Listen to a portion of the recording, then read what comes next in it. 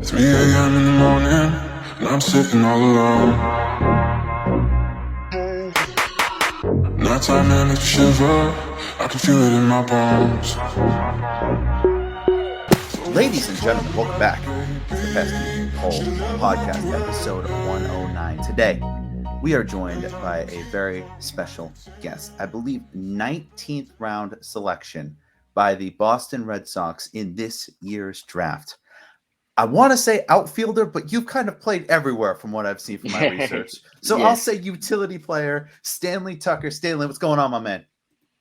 Oh, it's going well, man. Glad to be here. Glad to be on the show.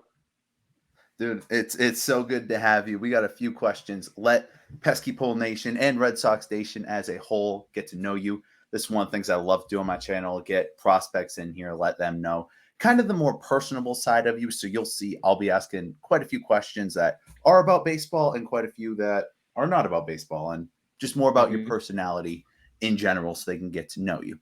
So without further ado, let's start it off with a very simple question. Who was your favorite player and team growing up? I know you're from Texas, so I'm going to guess either the Rangers or the Astros. Actually, when I first started liking baseball, my favorite player was Bryce Harper. I liked the Nationals. I love watching Bryce Harper.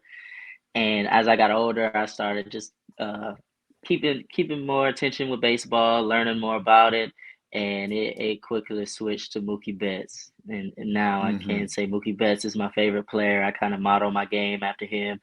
I try to. We're very similar players, and I try to model everything around him. So I can't say he's my favorite player right now. Dude, that's a Mookie. Well, let me ask this: Mookie in a Red Sox uniform or Mookie in a Dodgers uniform? Mookie in a Red Sox uniform, of course. I love Mookie, but the year he's having right now is pretty crazy. Even though it's in a Dodger blue uniform, you can't look past the year he's having right now. Dude, I've had multiple conversations with people on this podcast of just like, was the Mookie trade good? And they're like, you look at what Mookie's doing over there, and then you come back, you look at what Verdugo's doing. No disrespect to Verdugo, he's still putting up decent, good numbers. No doubt. But that's Mookie Betts, one of the top 3 players in baseball, if we include the versatility of Shohei Ohtani and still have Mike Trout up there. Top 3 baseball player that we traded. So, but I will, and Red Sox Nation, no matter how long he spends in a Dodgers uniform, he'll always be a Red Sox to us. You know. All right. Next, at what age did you decide baseball was going to be your career? So what age did you really start to take like baseball seriously and really train for this? Yeah, so I always played baseball growing up, but I played all 3 sports: baseball, basketball, football.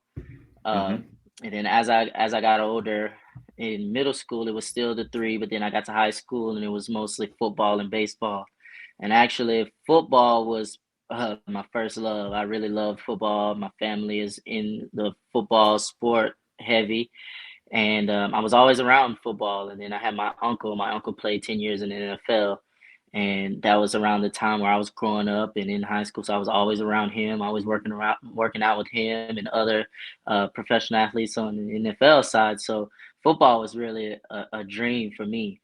But I got older, got around my sophomore, junior year of high school, and I started having success in baseball. And I still dedicated a lot of time to baseball in the summers and kind of just had a conversation with my parents. And we decided that baseball was the best route for me, and I still love baseball, and kind of from that decision I made, I kind of stuck with it and ran with it, and it's worked out so far. So I would say around sophomore, junior year of high school, I chose baseball. Nice. So around that time is when did like you start getting recruited by places, or because from the research that I've done, and correct me if I'm wrong, because I saw 2 different things on 2 different websites. First, I saw that you originally were at Wharton Junior College, then transferred to New Mexico Junior College, then ended up at Texas A&M. Is that correct? Mm-hmm. Okay, perfect. Yes, to an extent, yes. To an extent. Okay, can you elaborate on that? Yes. So the journey for me at the beginning, I committed to New Mexico Junior College out of high school. and Okay. I attended New Mexico Junior College first, but I only attended the fall there my first year. But COVID, that was the year of COVID. COVID ended my senior Oh yeah. year of high school, and then it came in, and it was still affecting New Mexico heavy. New Mexico canceled the spring season right when we left for the fall. And so when I went back home, kind of the decision was either go have part-time college online at New Mexico and sit out a year, or try to Mhm. transfer to a different program and try to just work my way in and have an opportunity to play the first year. And that's when I transferred to Wharton to play the spring season. And then I transferred Okay. back to New Mexico after that season. Mhm. Okay, that makes sense, and I completely forget because this is the first time I'm actually interviewing someone that's younger than myself because I'm Hmm. 24. So I'm like, okay, COVID is around like high school for these guys, not while they're still Yeah, professionals, you know. yeah, yeah. So I can understand that, and I saw from some of your stats, you were killing it, especially at New Mexico, where I think you had like a 407 batting average, if I remember that correctly off the top of my head, Yes. which first of Yep. all is nuts. And what was that recruiting process like, or how did you end up at Texas A&M? What was that kind of story like? Yeah, so after my first year at Wharton, I had a pretty successful year that year.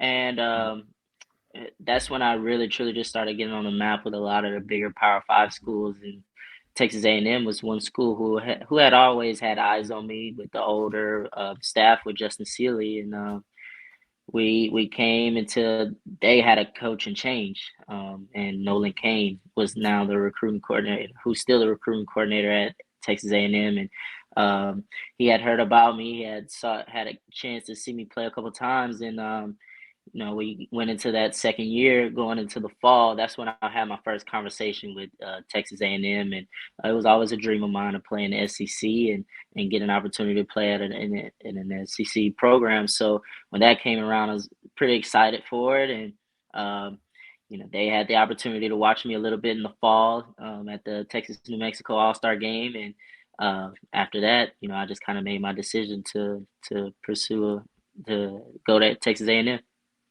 oh, nice. So I got one more kind of college question to ask you, and I should have mentioned this before we hit the record button, but this is probably the least professional podcast you'll ever be on. So don't be afraid to be like I don't give a shit. I honestly couldn't care. Yep, yep. So my last college question I got for you is outside of baseball, what was your favorite school to attend out of the three? And what was your favorite memory, college memory outside of baseball? College rhythm. Well, of course, I would say my favorite to attend was Texas A&M out of the three, of course, just being that it Mhm, was a Division I university. But that takes nothing away from junior college. I mean, the memories that I've made at junior college at New Mexico and Wharton with the guys there. I mean, it's a total different environment. I mean, in junior college, in a town like Hobbs, New Mexico, all you got is your mhm, brothers, all you got is your teammates, and the memories I made there was are memories that stick with me forever, man. I mean, you go to a dorm room and you have your entire team in the same dorm room on the same floor. I mean, in junior college, you make a lot of memories. I can say that you mhm, make a lot of memories and you make a lot of connections with those guys. I mean, I've made connections with all my teammates that I'll have for the rest of my life, So, but going to Texas A&M, it was a total different. It was a total change. I think I want to say they said 70,000 students on campus at A&M, and of course you have your places like Northgate and you have your places like go to football games and a couple of little athlete get-togethers and things like that. But I mean, the memories made at a place like that is pretty real. I wouldn't say there's one memory that just sticks out at Texas A&M because it was always a good time, no matter if it was a football game or just going to a teammate's house and just kicking it for the night. mhm. It was really fun just getting around with my teammates and yeah, I mean the whole experience, the whole Texas A&M experience was amazing for me. Dude, that's awesome, man. I was assuming you were gonna say A&M just because the big atmosphere and all that. But Yeah. there's something about a small town, and like you were It's saying, just something having. about JUCO. Hmm. It's And something. I mean It's something about JUCO, man. It's special. yes, no, I mean the college that I graduated from in total in the school, we had about 1,200 students. That was it. It's small town of Mhm. Franklin, Massachusetts. Absolutely nothing in that town but the school. You got to find a way to pass the time Mhm. with your buddies. You make do, and those are some of my favorite memories. So after just 1 year at A&M, where I believe you only played like 20 something games or something Mhm. like that, you decided to enter the draft. Just so for the audience who is still getting to know you, at A&M you batted around 273 and a 407 Mhm. on base percentage, which is huge for a big school like that. What was the decision like to forego your senior year and head into the draft at just 21 years old? Yeah. So my goal, my plan, I wanted to get drafted my junior year. Uh, and I knew the opportunity still presented itself after that year, and it was kind of nerve wracking being that I only played 20 games or 22 games at Texas A&M.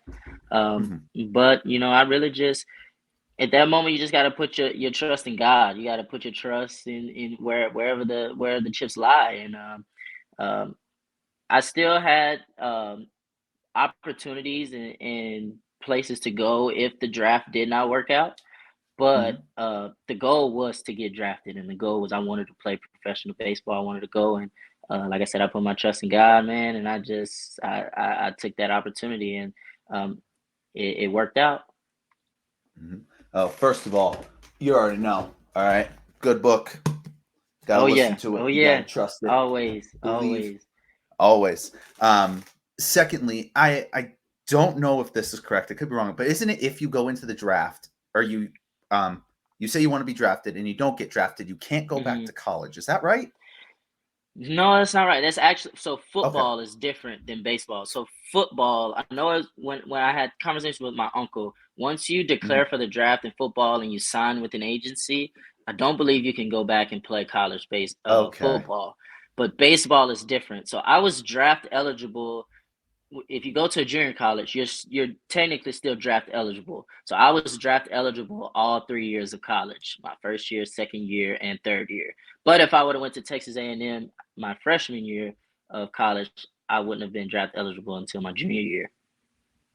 Okay, that makes sense. Hmm. And now that I'm thinking about it, yeah, I did get my sports mixed up because I was just thinking about Andrew Benintendi. He ended up Right, getting drafted, I think, by the Reds, and then went back to school, then got drafted by the Red Sox. So yeah, I got my right. sports mixed up. But speaking of that, talk to me about draft night.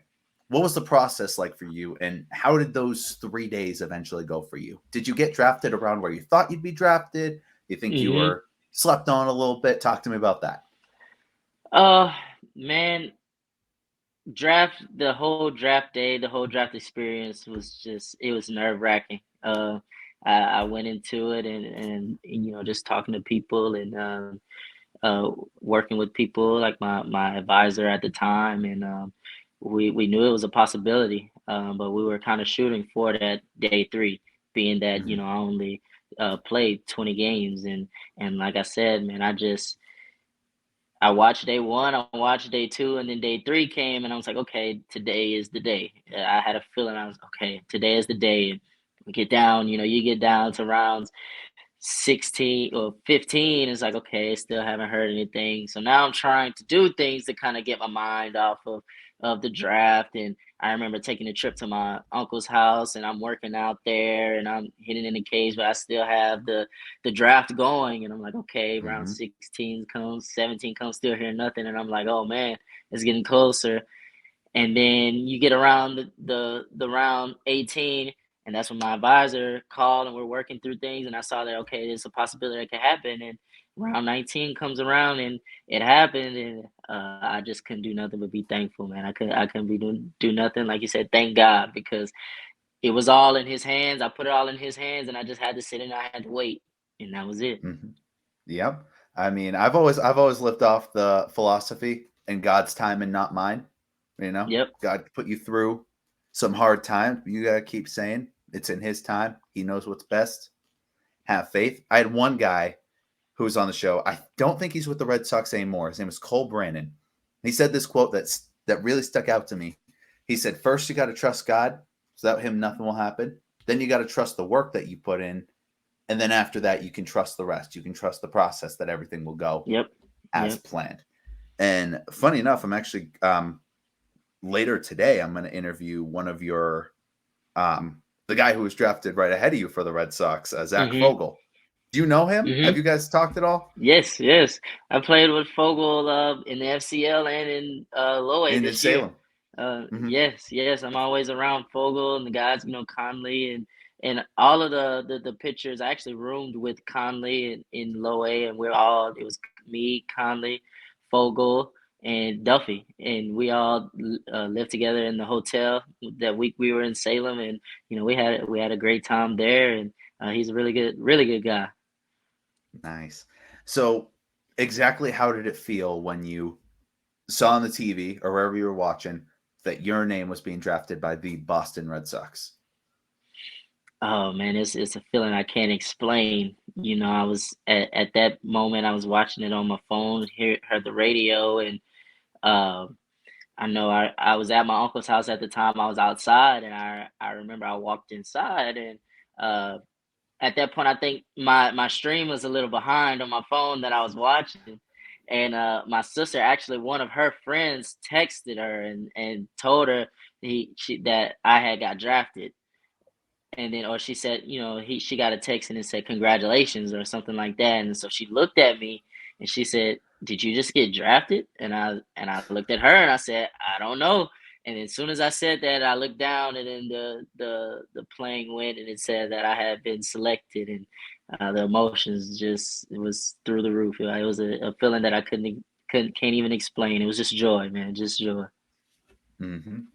Dude, and I obviously I can't speak for you, but just to be like in such a big market organization like Sox, Dodgers, Yankees, Cubs, like to be drafted by one of those, not necessarily that it would be like more important than being drafted by a small market team, but just the history that those teams bring and all that, just having that with you while you go through the ranks of the team would be quite a bit. But after that is when I originally messaged you like 2 months ago or so, 3 months ago. And both you and Zach had the same thing of, you were getting thrown down into Florida like almost immediately. When you got to Florida, what was your regular training schedule there while they were getting you ready for rookie ball? And how much did that training differ from when you were in college at A&M? Yeah, so a lot of the training when I first got to Florida, everything was tailored to getting us ready to play every single day. That's the biggest difference from college and professional was you play every single day, and your body has to be in shape to play every single day. I mean, everybody comes in great shape and well taken care of. Especially after a college season, you may have some bumps and bruises, but you still come in ready to play. And but then they introduce us to a different world where, hey, you gotta show up, do your running, do your training, do your swinging, and we track all of our steps and all of our athletic activity, but then you have to go to sleep and you have to get up and you have to do that same thing every single day. So, and you have one off day a week in low A. So it's like, hey, you have to get your body conditioned. We have to make sure you're conditioned and you're ready to play every single day so you can be productive in the long term. So I think that was just the biggest difference, coming in and training and running and swinging, but then having to endure that workload every day. And some days ramp up the workload, some days bring it down, but you still have your level of this is the workload that you will experience when you play a game. And we're going to keep hitting that workload every day till you prove, hey, you can handle this workload. Now we're comfortable to put you in games, and then we start. That makes sense. You said 6 days a week. About how many hours a day would you be expected to be in there training? FCL and low A is different. FCL games start around 12 or 1 o'clock, so we get everything done in the mornings. But when you get to affiliate ball, everything you do that day is to get you ready to play at 7 o'clock. Game maybe at Hmm. 7 o'clock, maybe 6 o'clock. So in affiliate ball, pretty much, man, it's an all day thing. You wake up in the morning and depending player to player, it's your routine. And that's what's important. So I start my routine early in the morning, and everything that I do from when I wake up to when I go to sleep to game time, pretty much, that's my day. Damn. No rest at all. Just keep going through it, right? You get your rest after the game. Exactly. You'll get your rest when you retire, Till then, foot on the gas. So in the span of about 3 months, from June to the end of September, you played for three very different teams. One, and once again, tell me if my research is wrong. One in Williamsport for summer ball, then the FCL, and then you got upgraded to Salem. How hard was it for you traveling so much, and how different was it playing for those three different ball clubs in such little time? hmm So started out in June. I went to Williamsport, Pennsylvania, played for the Crosscutters, and that was my first kind of introduction to just a pro style season, pro style, the way the team was run and the way the league was run. Um, Played every single day there, of course, and that was my first introduction to, I would say, a professional style schedule. And with players all over the U.S. in college, you get introduced to new teammates, and you have to adjust quickly. And the season is short, but I had fun there, and you get drafted and go down to the FCL. Now you're in a total different environment, more Latin players, more Hispanic Hmm. players, and now I'm learning Spanish, learning Spanish, and trying to play at the same time, and um, have fun down in the FCL, and then you get moved up to low A, and you go to Salem, Virginia, and it's more Latin players, but now you're with an entire new group of guys. So it was just really for me, just being able to adjust to a new group of guys, and being able to come into a team ready to go, and ready to play my role. I think that was the biggest thing that it taught me, and the travel, flying. I got used to flying, and flying is short notice. Just go and Hmm. have my bags ready. I think I've had the same bag packed since June, since Salem, Virginia. I mean, since Williamsport. I've been Hmm. trucking around the same bag, and uh, man, I've just been playing baseball. And any opportunity I get to keep playing baseball, no matter wherever I'll take a flight any day. They tell me to fly right now, I'll go play baseball. Thanks, dude, and that's awesome. Going kind of off of that and what I said at the beginning, um, what was I say? So between those three teams, also in the span of 3 months, I saw that you've basically played every position except catcher, right? You even played like an inning of first base up in Williamsport, and you were mainly a shortstop somewhere. You're mainly an outfielder at other places.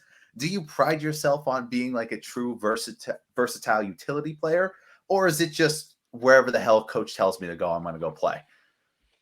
Man, I pride myself on being a utility player. Growing up, I was a shortstop, but I always played outfield, and I've been doing it ever since I was a kid. Man, it was I had my position, which was short, and you go to the field one day, and the coach say, "Hey, I need you here," and I say, "Yes, sir," and I go Hmm. play there. Or sometimes you be in the middle of. It'd be times where I used to just be in the middle of a game, and something may happen in the game, and the coach in the dugout just yells, "Hey, go to right." And I say, okay. And I run out there with my infield glove, go to right field, and play right field. And of course, the ball's gonna find you. So it was Yep. no hiding. It was no hiding wherever I went. So um, kind of learned at a young age that the best way I can use my athletic ability was just move all over the place. And I was never just secluded to one area. I know my dad, he instilled in me that wherever the team needs you, that's where you're gonna go. And he knew how much I love the infield, and he said, "Yeah, we're gonna work on the infield, but you're gonna be able to play every position on the field, and no matter what, if coach say that you are needed in another position, go do it." and starting that from when I was a young age to now, and having the ability to play multiple positions, it's really good. Mhm. What position would you say you're most comfortable playing now? Out of all 9, what specific position?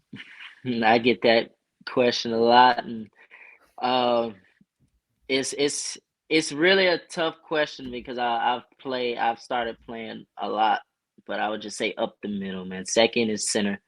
Again, I like shortstop, but up the middle, I would say second base and center field are my most two comfortable positions.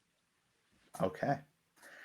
How hard was the transition? Because now that you've had not a ton of time, but a month or so in professional baseball, how hard has the transition from college to baseball been for you? I know you talked a little bit about the summer league Hmm. being that first real transition for you, but how hard was it? Oh, it's a tough transition. It really is. It's different.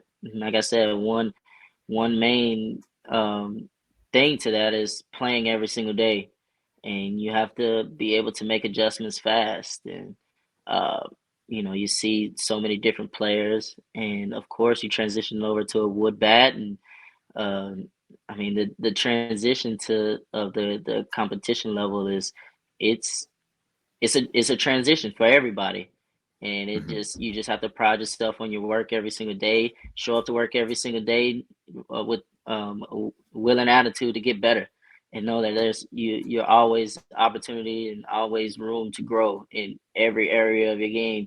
You may At one point you may have felt like one area of your game was good, or you say, oh, I'm very comfortable with this, and then you get thrown in the pro ball and it's like, oh, I thought I was comfortable there, and I really got to work on that. So I mean, you just with tracking every single thing you do every single day, and just being holding yourself accountable. That's the biggest thing. Okay. What's the plan going um going to today? What's your plan for the off season?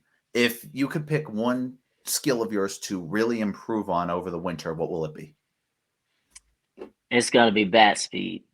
Bat That's speed is on the top of the list. And I would say, of course, one thing is always you can always just get stronger. For me, it's just get stronger in the weight room. I'm gonna pride myself in the stay in the weight room a lot. Pride myself in my nutrition over the weight room. I mean, over the off season, and hopefully that'll transition into my bat speed and kind of gain some bat speed over the summer. And we'll see how that plays into the game next year. now when you say that, is that more training towards like contact and all that? Or are you training towards like true power hitting? Because I think I Oh, saw from your stats you're not so much of a power hitter, you're more contact than anything, hmm more than no getting the doubt. ball. Mhm. Contact is there, and every single day, everything you do in the cage, you're gonna work on your contact skills. But for me, the biggest thing that I wanted to work on right now is getting stronger and being able to withstand an entire professional season, and Mhm. that'll help with durability and like I said, just being able to last an entire year, and that starts in the work you put in the off season. And so that's what I'm proud of myself in the off season, just get in the weight room, get stronger, get bigger, get faster, and the work that you put in the cage every single day, it'll translate into the game. Mhm. It's all about the work in the off season, you know? Everyone can work during the Off season, season, but yep, you really figure out who's been putting their time in during the off hmm season once you get back in. off season is important. It's important. Off Mhm. season is very important. Yeah. So what's my next question? I had to switch over because my freaking Bluetooth headphone died. What was my next question? Okay. So with the Red Sox, Major Leagues officially been taken out of playoff contention last week. How do you feel that the Red Sox team did this year? I know they're your employer, so I don't know how much you can say, but in your hmm honest opinion, how do you think they did this year? Man, every year and every level, every team you go in with a goal, and that goal is to win a World Series. And being able not to be in the position to win a World Series, I mean, everybody in the organization may be upset or may um, just be feel it away like, man, that our goal was to win a World Series. But in any situation, you take the good and then you take the bad, and you build a plan and you go to work. And like you said, like we just said in the last question, the off season is important, and everybody from the lower level all the way up to the major level, everybody knows what the plan is in the off season, what we need to work on, what we need to do to go in next year and accomplish that goal of winning a World Series. And winning a World Series it's doesn't just happen only in Boston. I know they're playing and they're in the major league system, but it takes everybody in the organization from the DSL, the FCL, all the way up to Boston. And Mhm. when we don't win a World Series, like I said, everybody's going to be upset because it takes everybody. Yep.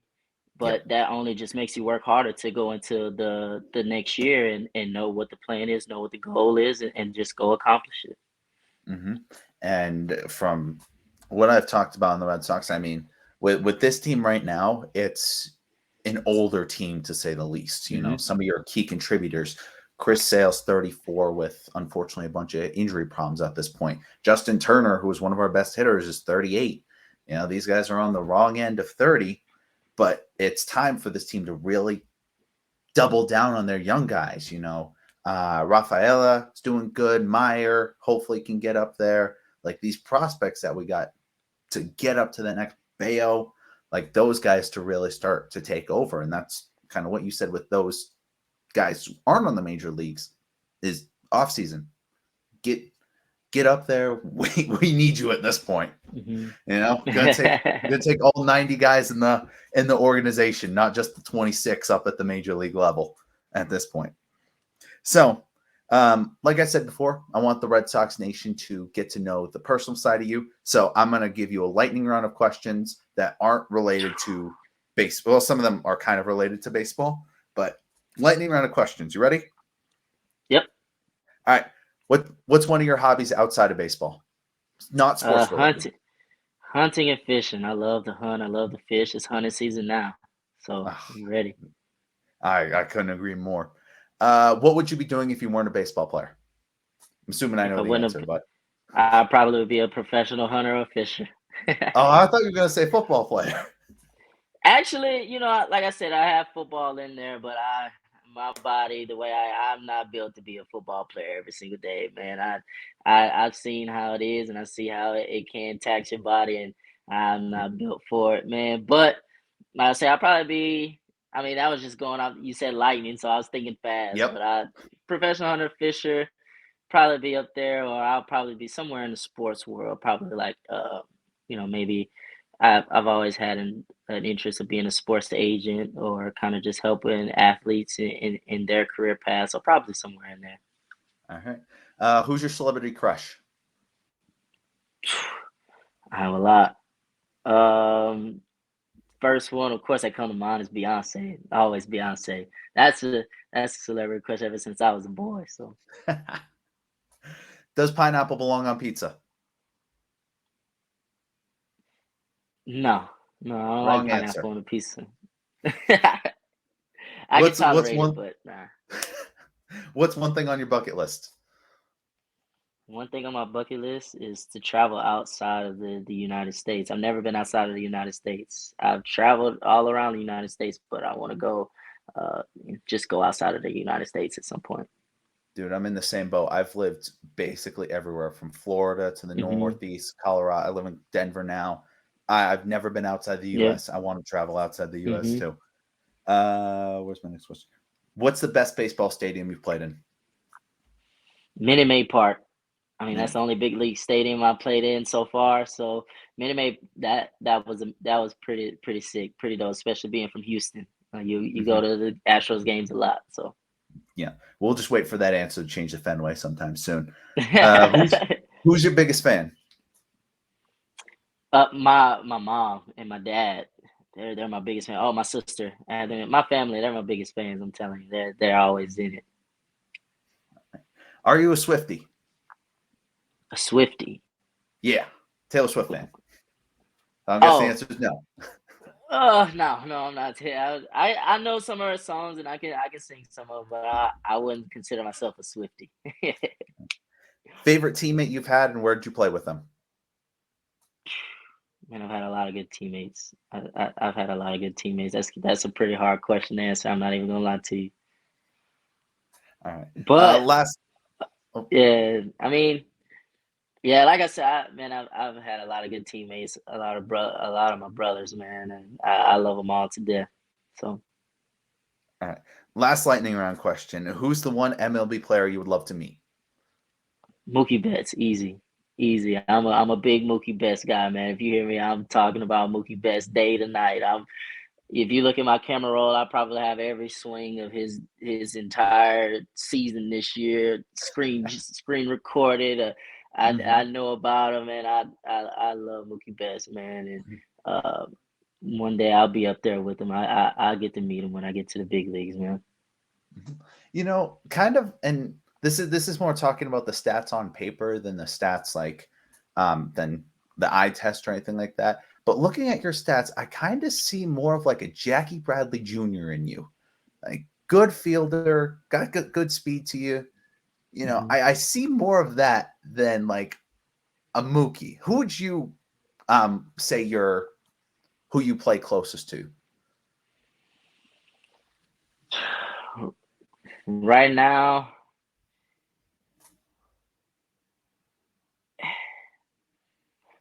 I keep up with baseball a lot, but just say comparison to who I play close to. I mean, right now, I mean that'll be for like you said. If you said Jackie Bradley, I would have to do some research on Jackie Bradley. But I always have players that I like to model my game around, and as boys, you have those role models, and you have Mhm. those players that you feel like you fit best, um, and but you always have to just look at yourself and know what you're good at and what you can bring to a team. So of course, I try to model my game around Mookie Betts, but at the end of the day, it's still what can Stanley Tucker give to the team and what Yep. type of player can Stanley Tucker be? And that I mean, yeah, comparisons are good, but at the end of the day, you have to be Stanley Tucker. You can't be Mookie Betts. You can't be Mhm. Jackie Bradley. So. I understand that. Mm. So, just a couple more questions for you. Two of them involve football because the one question I did ask you before this interview was what was your favorite sport? You Mhm. said football. How's your fantasy football team doing this year? I'm actually not playing fantasy football this year. Really? I played fantasy last year and I probably made the worst trade ever and it killed What did you do? my entire season. Well, one of my teammates, it was a team league and Yep. I can't even remember exactly what the trade was, but we had an earlier trade, and it wasn't terrible. It wasn't terrible. I was still I was still in the hunt. wasn't bad, and um, it came down to I had Cooper Cup on my team. That was my number one pick, Cooper Yep. Cup, and it got the week before he got hurt. The week of, I got a trade notification. One of my teammates, he wanted to trade me Justin Jefferson for Cooper Cup. And I thought about that trade day and night. And I declined it. I said, no, man, I'm just gonna keep Cooper and we're gonna roll. And I mean my team name had Cooper Cup's name in it. So I was like, Hmm. I gotta keep Cooper Cup's number one pick. And he got hurt that week.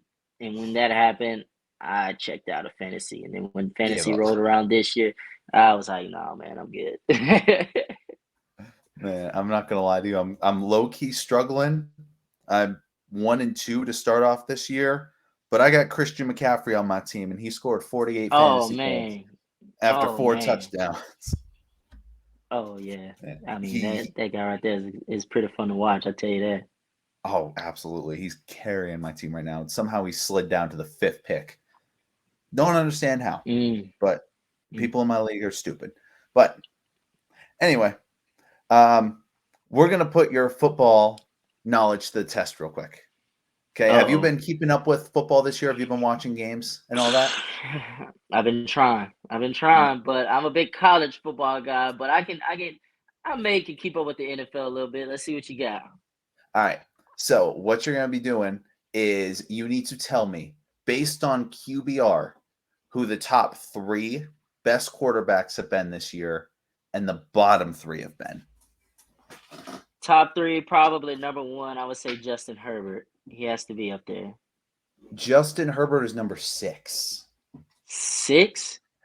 Two of these guys are like, yeah, they've been playing insanely good, and one of them's just like, your team's good, but I didn't know you were that good. Yep. So is Tua in there? Tua is number 2. Yeah, QBR Tua is number 79. 2. Tua is number 2. Let's see. What Josh Allen? Josh Allen up Allen's there? number 3. He's number 72. 3. The number 1 He's guy has a 72 QBR. too. He has a QBR of 84, and I'll give you a hint: he doesn't have to do much because the rest of the team around him stacked. The rest of the team around him is stacked, and he doesn't have to do much. I would have thought that was Tua. Let's Well, that's see. true. Oh man.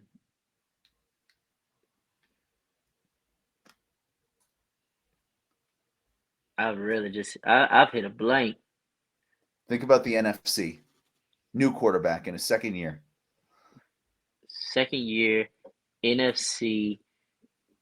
Wow, I can't believe I just blanked like this.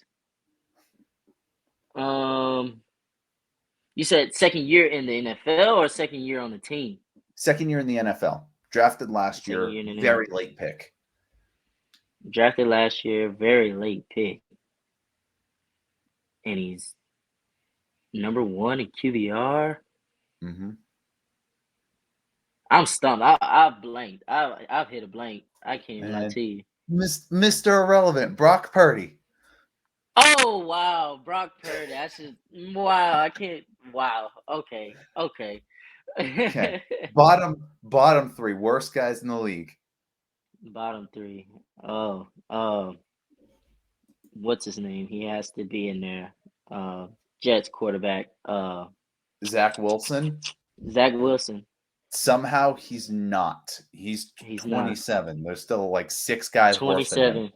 One of them being Joe Burrow, who's bottom 5 worst quarterbacks right now, which is shocking. That is shocking. But how much it pains me to say, but Mac Jones. Mac Jones is doing better than Zach Wilson. These 3 guys. Okay. One's a rookie, one's a second year, and one's a vet who we all know is not that great. Even though he's the starter of his team, he's still not that great. Okay. And you really put my knowledge to the test here. Mm-hmm. One's a rookie. If he's a rookie, he only played 1 game. Bryce Young is the worst QB right now with a QBR of 25, which isn't fair to say because he's only played like 2 games. Yeah, he started. Mm-hmm. Yes, played 2 games, 1 or 2 games. Let's see, Bryce Young. One of these guys just played in London. Oh. I know it's not Trevor Lawrence. Mm-hmm. Who's the quarterback for the Falcons this year? I honestly haven't watched Desmond Ridder. Desmond Ridder. Okay. Yeah. I wouldn't have guessed that one. Not good. I mean, when they were in London, the Falcons only had like 5 yards of offense in the first half. It was terrible. Wow. And the third guy, a vet in the AFC South.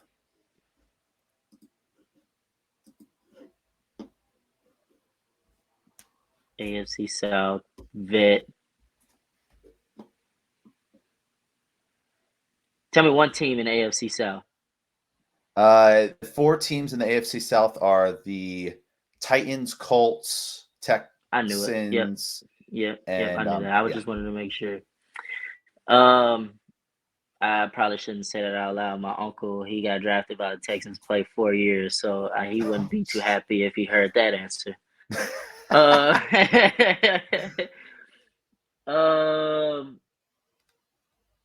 Matt Ryan? Is he still in the league for the Colts? No, he was with the Colts, but after they drafted AR-15, they decided no more Matty Ice. No more Matty Ice. It's not Trevor. It's not CJ Stroud. Mm-hmm. Yep. What's the one other team? And then we just said the Colts. Oh, Tannehill?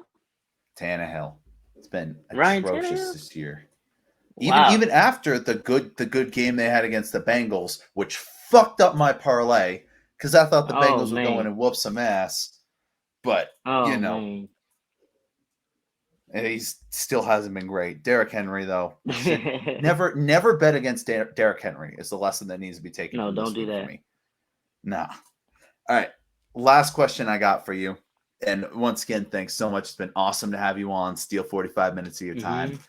Last question I got, and I asked this to everyone who's been on, from guys who've just been drafted to guys who are in the MLB that I've talked to. Say there's that kid in high school who's unknown to any colleges who wants to make it to the next level, or the guy who's in junior college who's trying to make it to the MLB. Seeing as you were in their shoes at one point, what advice would you have for that player? One advice I can give to that player is keep your nose clean, keep your head down, and just keep grinding. I mean, if you have that goal to make it to professional baseball and be in the big leagues one day, no matter who you are, you keep your nose clean, you keep grinding, and you take it day by day, man. Sometimes you look up and you may see that you may have no road, or things look slim, or COVID canceled your season one day, and that was your senior season to get a shot. No matter what adversity hits your way or how distant it may seem, anything is possible. Keep your nose clean, stay down, stay out of trouble, and just continue to just keep grinding. For one, put your trust in God, and just know, no matter what you can do, no matter what you put your mind to, you can do it. And it takes a lot of work, but don't get discouraged. Keep going, keep grinding, and just know that it can be done. That was beautifully said, man. And especially with what you said about the off the field stuff. It's already hard enough to make it on the field. You can't have the off the field stuff distracting you. But with that being said, once again, thanks so much for being on. I'm sure Pesky Pole Nation loves hearing from you. Any last words you want to say to Pesky Pole Nation before we sign off? Any last words? I would say go Sox. I mean, I know this year was this year, but go Sox. Stick with us. We're going to be all right. Hey, we ride or die always, no matter if this team's the worst team in the league or the best. Never waver. Right. So, that being said, to the fans, thank you guys so much for listening or watching to this episode. God bless each and every one of you. I'll see you guys next time. I don't want to see anybody fall apart. Even though you told me to get back your heart, I still spin inside your orbit.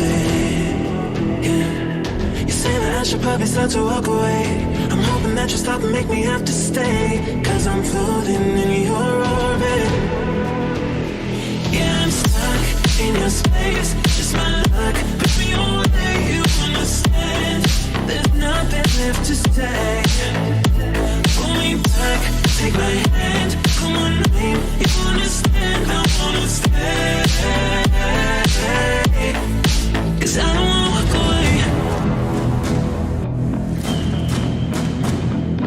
'Cause I don't wanna walk away.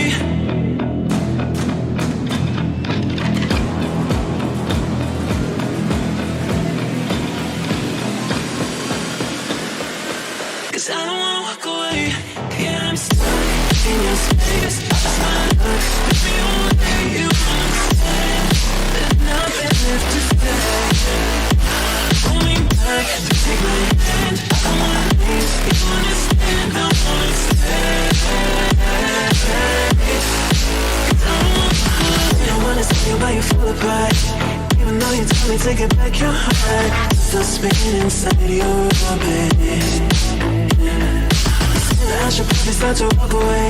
I'm hoping that you stop and make me have to stay, 'cause I'm floating in your orbit.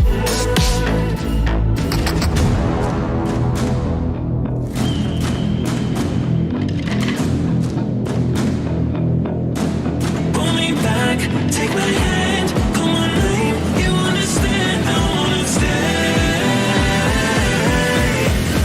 'Cause I don't wanna walk away. Yeah, I'm stuck in your space. That's my luck.